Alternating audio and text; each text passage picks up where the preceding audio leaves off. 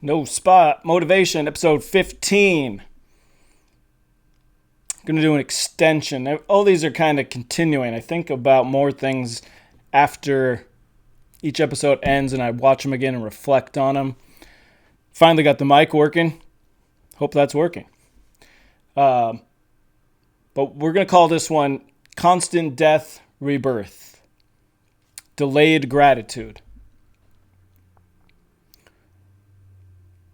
I talked last episode about this cliff jumping, right?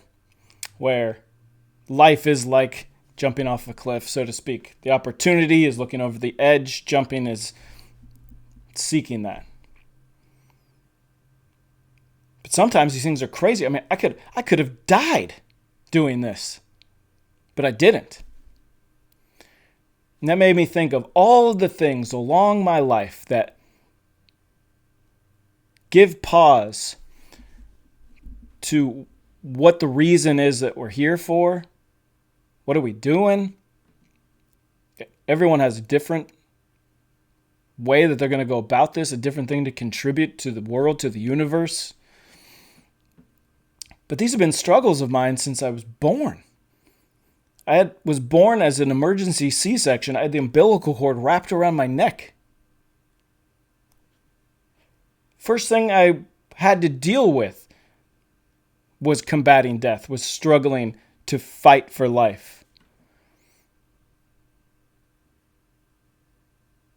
Maybe I knew there was too much struggle coming along my way that I would have had to endure that I have, but I'm still here. So out of the gate, the fight initiates itself. The struggle has no delay. When I was 2, my dad was getting a haircut, and I was up in some big building in the city. And I started to crawl out the window. Some guy just sitting there waiting for a haircut grabbed me. I would have crawled right out the window. Like Eric Clapton's son. That's what Tears in Heaven is about. He had a son that fell like 60 stories. It's horrible. It's a horrible story. But that would have been the same story. When I was about 6 or 7, I was with my cousin at Montera State Beach down in, just as soon as you come off Devil's Slide, south of Pacifica. Moss Beach, Half Moon Bay-ish. And my cousins, Marty and Timothy, and my brother. And we're just playing in the sand, and here comes this rogue wave. This thing broke on top of us. There was no wave like that all day long. And my cousin Timothy was next to me. We both dug our hands in the sand. You could see the lines from our fingers dragging through the sand. And the bucket we were playing with, that thing's out by the Farallons. Who knows?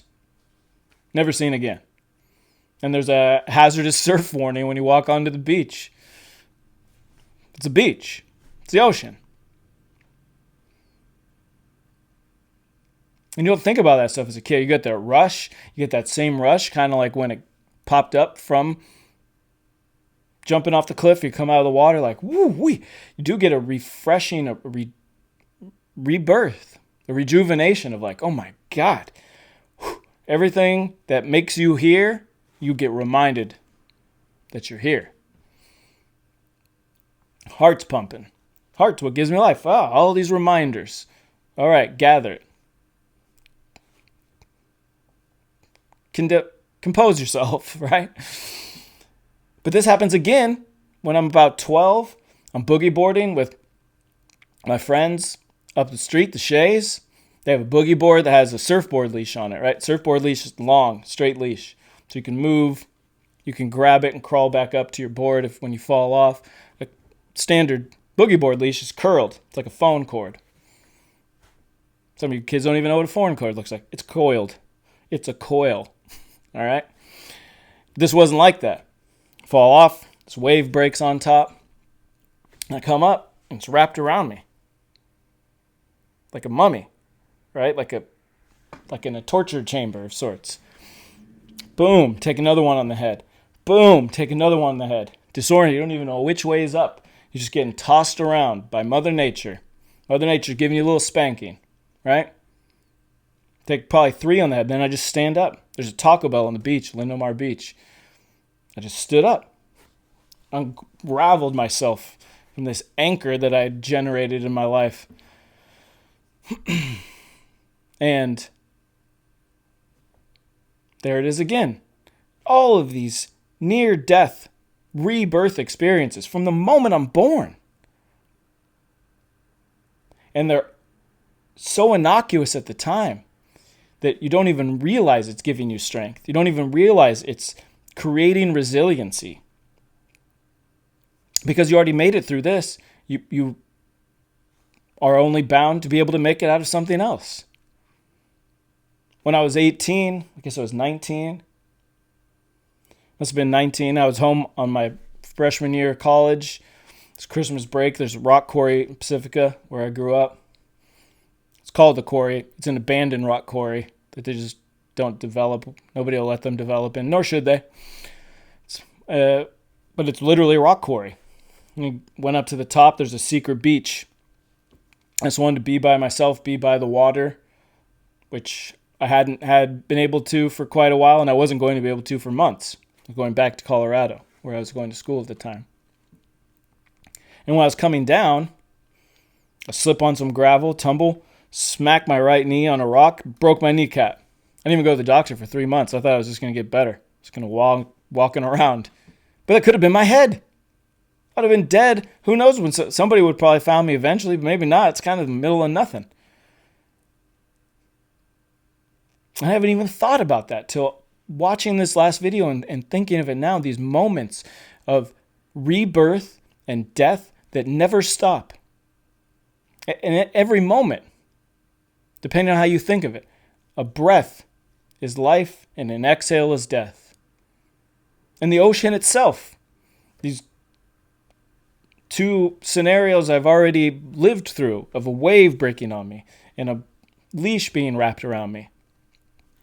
The ocean, the appeal of the ocean is it's one of the ways we can connect to nature in its truest form as a wave.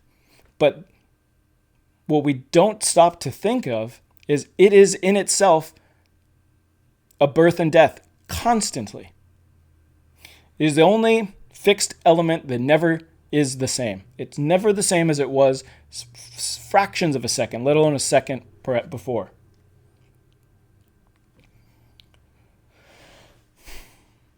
So we have these waves all through the universe. Ocean waves, light waves, sound waves, radio waves, microwaves, infrared waves, gamma waves. The entirety of the universe is waves. We just can't see most of them. We can see ocean waves. This makes sense to us. The sound makes sense to us. The sound that it brings is its own wave.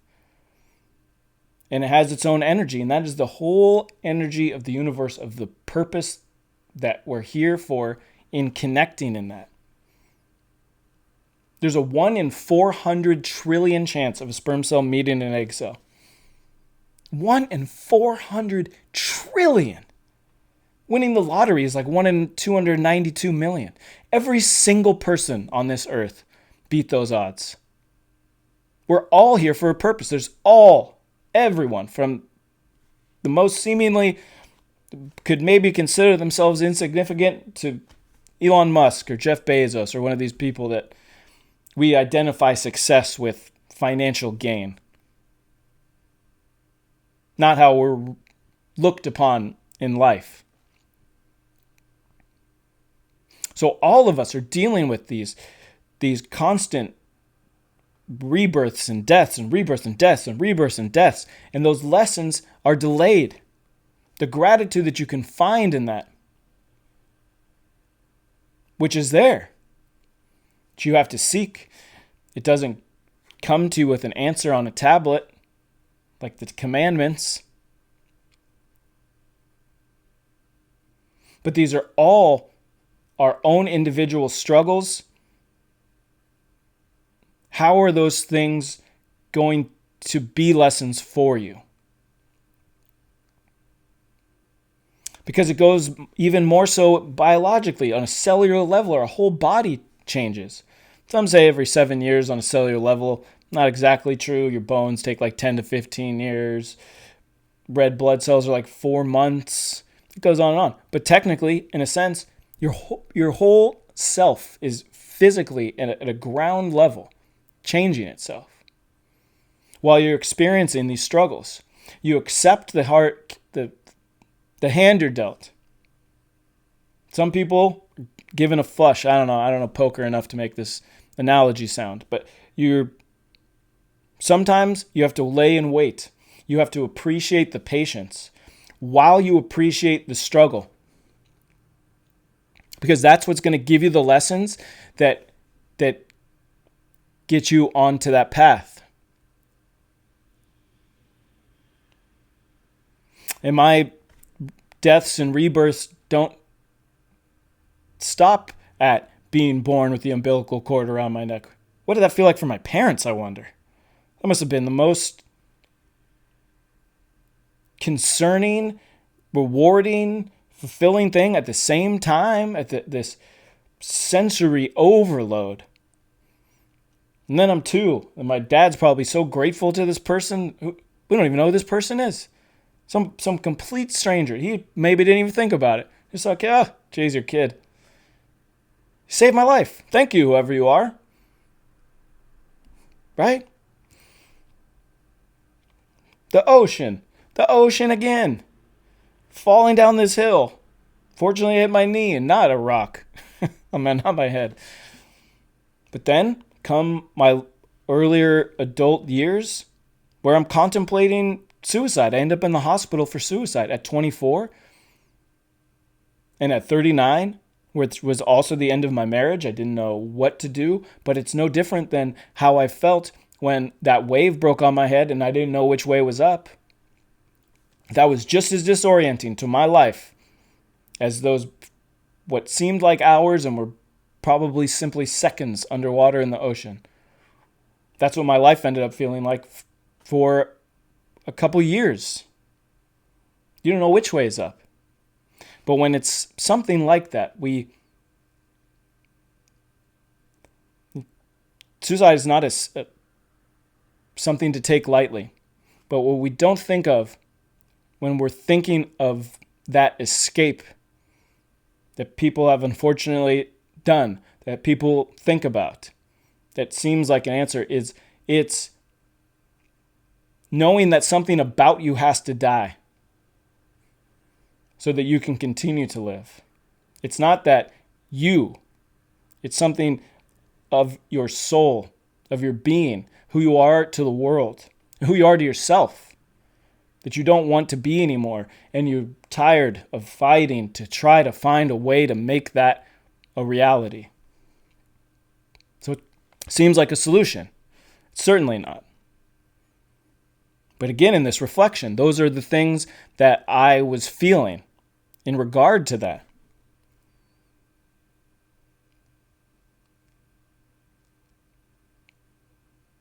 And now I look at myself and I can't believe where this path has taken me. I have an incredible son. I have an incredible life. My friends are amazing. Things have been repurposed. Some of the sacrifices I've made along the way being working so much to try to keep a family together that ultimately dissolves.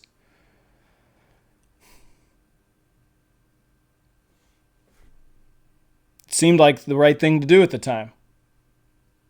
Just to have a house, just to have a sense of security. There is none. The only certainty is uncertainty. The don't know mind, as Jack Kornfield puts it, which is from one of his teachers. These are all lineages. Don't know. It is uncertain. This is the answer to most concerns. You can apply it. Try. So there's a death in my marriage, which has even its own component to not a death, but certainly a death to the relationship I had with my son. I don't see him as often. Right?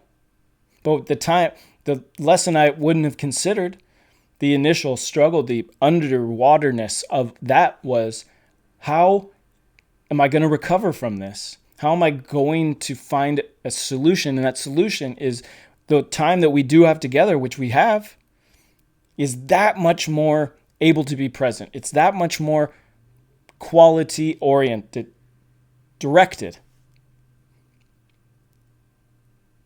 Now, it's not ideal. It's not what I saw, but that's what it is. So I can take away from the present moment by not acknowledging that and not accepting that, or I can take that time I have and make that as valuable. I love him. He loves me. We have our own relationship. We have our own path, just like anyone else with anyone else. But sometimes those deaths and rebirths come in such big waves that it takes a couple before you even get to pop your head out of the water. And then another one might knock you in the head before you get a full breath. But now, I'm doing the backstroke. Calm seas. And as I see it now, I don't know that I've even ever had a better relationship with my son. We have an incredible relationship. And it seemed that distance would create a wedge, but it hasn't. The contrary. Still in touch. We know who we are to each other. These are not lessons I could have ever imagined would be the case. So when there is that darkness, know that there's going to be light to that path. The gratitude of these lessons is simply delayed. It doesn't present itself in the way that you want it to, when you want it to. But it comes around, and it will strengthen the bonds that you have. It'll invite others. It might even be the movement for a door to close. Never mind door opening. Maybe what you really needed was to move your foot out of the way so a door could close. Or remove a proverbial ankle, or a figurative anchor from your leg. That maybe was self-imposed. You put it yourself. We still have choices.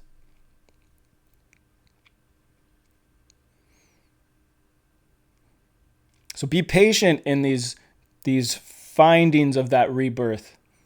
There will be a rebirth. Amongst the struggle, amongst the literal death and figurative death, there will be these lessons that take you to where you're supposed to be. Just keep your mind open to it. Let those pieces fall where they are. Don't be so in a rush to have an answer. There's not always an answer, but there is always a lesson. Think of that when you're with your family during this Thanksgiving. Think of these little bits of gratitude that can go from one day to the next without any recognition. Be thankful for those things. Be thankful for that struggle. It's not something you would think you would be thanking, but that struggle is important. It's the best teacher you'll ever get, aside from time and experience, all blended together. So I'm going to close this episode with a poem again. That's going to be a thing I'm going to be doing, a thematic poem that sort of maybe resonates in a more direct form with some of you than the on and onness of my maybe rambles at times. But this is called Rebirth. A breath to give, a breath to take.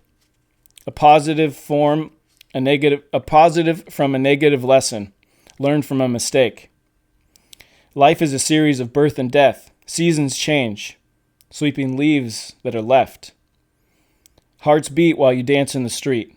Rain singing, bells ringing, out of place sounding the alarm. That's that, where you belong. A counterstrike that starts a fight. Fingers interlocked, love pressed in the middle.